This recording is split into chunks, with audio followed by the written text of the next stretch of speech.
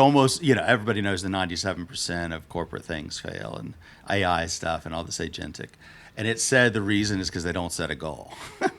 It was a pretty good, easy reason. I mean, bad reason to fail. Do people set goals, or they're just like, let's vibe this thing? I think they do. I don't. It's a little bit of not thinking through. It comes back to the easy answer. Is they say, you know what, I want to solve this problem. So they'll say stuff. This was a big deal with the SaaS stuff like Salesforce and NetSuite. Some of those few months Yeah. ago, is everybody was like, oh, we're spending six figures a year on licenses and all this kinds of stuff. So we're just going to build it ourselves. It's just software. How hard can it Yeah. be? Yeah.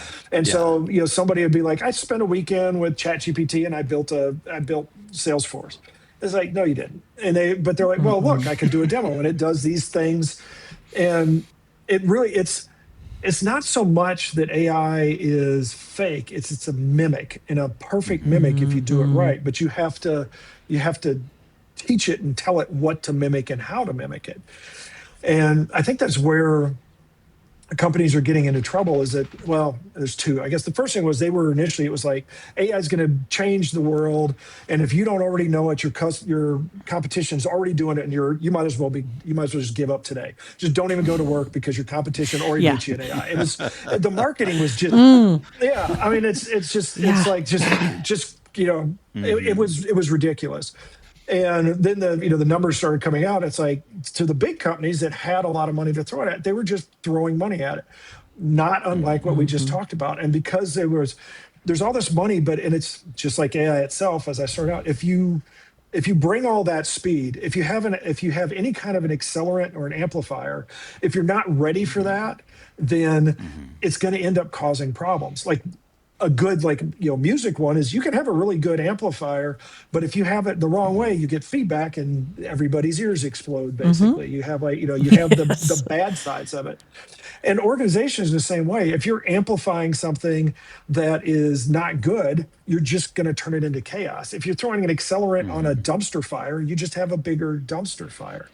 And I think that's what organizations started to do. I think they're now getting to the point where they were doing this for, I don't know, 6 months, a year, or maybe a little longer than that, where it's sort of like, just, you got to do AI. And now, as always happens, sooner or later the receipts come in and somebody says, okay, how are we making money with this? We just spent a lot of money. What do we get out of it? I don't care whether it's a customer, whether it's a CEO or a CFO.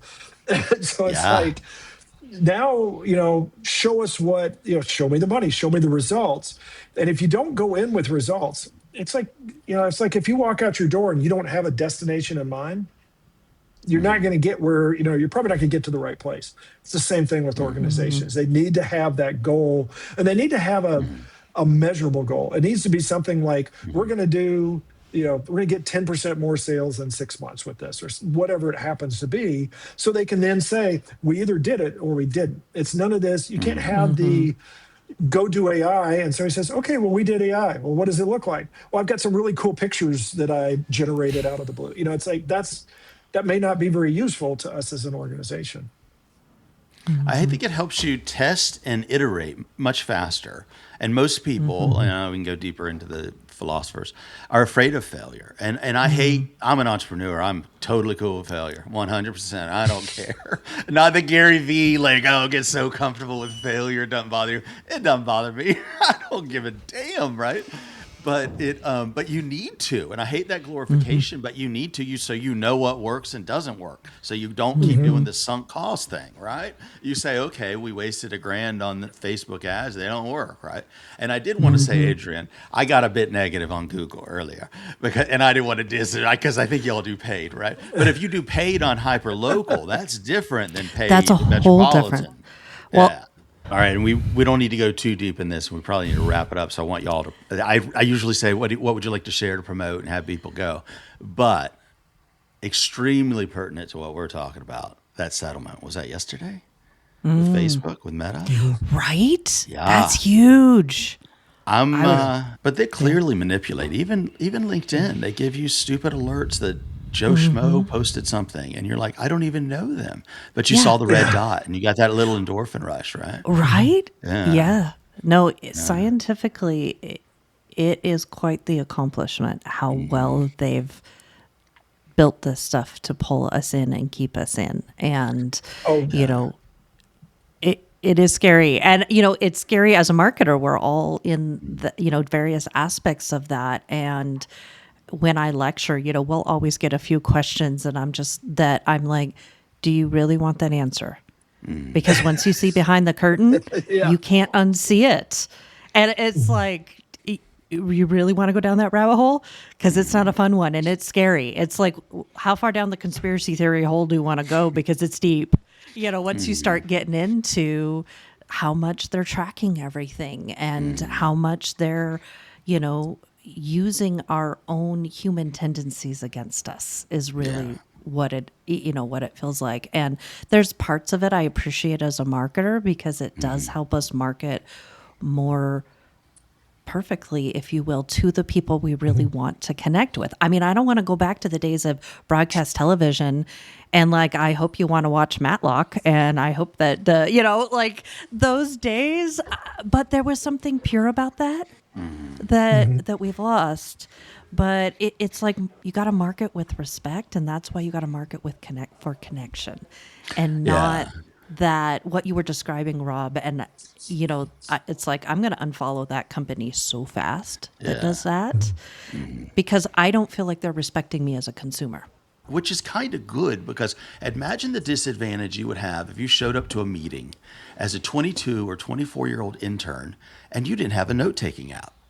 Right. I mean, nobody knows. I don't read my notes. I never take notes because my handwriting's so messy. Or if you're dyslexic, right? Like, it's just not an option. But imagine the disadvantage. Like, we're talking about probably a day of work of putting the pieces back together from an hour meeting with high ups and stuff. Yeah. Yeah. No, it's definitely a challenge. And like my husband and I live on a 40-acre ranch. We're actually getting ready to move to the Ozarks in Arkansas. The more I get into digital, the more I want to unplug, to your point, Jason, because I love the contrast of, yes, I have to exist in the digital world. I have to have a note-taking app. I have to, you know, there's things I've got to do my job well. But my favorite part of the day is unplugging and going and taking carrots to the donkeys. Oh, wow. They are so excited to see me come, you know, but it's just like, this is real. This is tangible. And we're losing that. And I'm kind of hoping some of the younger generations keep on this track of what's actually real. And it's not really AI, to be honest, as much as the digital world can feel real. But like, I don't want digital currency. I don't, you know, I want to be able to pay in cash if I want to pay in cash. You know, I don't know. There's just, and again, maybe it's my generation too, of the bridge generation of having a digital adulthood, but an analog childhood. I don't want to lose that, the valuable parts of that. Yeah. Well, that is a hopeful way to end this. So how can people reach everyone? Y'all can decide who goes first. Go for it, Rob. Oh, best way to, because I'm digital, because I'm that guy, best way to reach me probably is LinkedIn, Rob Broadhead, ROBBROADHEAD. And then our website is rb-sns.com. That is, you know, great way to reach out to us, see what kind of stuff we do. And you can shoot me an email, rob@rb-sns.com, if you have any questions or would like to further discuss any of these topics, because they're all fun ones for sure. Awesome. Thank you. And Adrienne? Like Rob, LinkedIn's my social media drug of choice. So that's where I do spend most of my time there. So you can find me, Adrienne Wilkerson, there on LinkedIn. I do also have a podcast, The Beacon Way, where we dig into some of these kind of topics and complement and parallel what we've been talking about today. So that's another great way to connect. But like Rob, I'd love to keep the conversation going with anything like this. I'll geek out on marketing and all day long with anybody who wants to talk about it. So yeah, Awesome. thank you. Well, thank you guys very much. Yeah, thank you, Jason. Thanks a lot. This has been great. Great roundtable. Yeah. Yeah, Yeah, thanks. this was a lot of fun. I like to have fun. It was cool. It was very fun. Thank you. Yeah, thank you, Rob. Yeah. Thank you. Nice meeting you. Perfect. Perfect.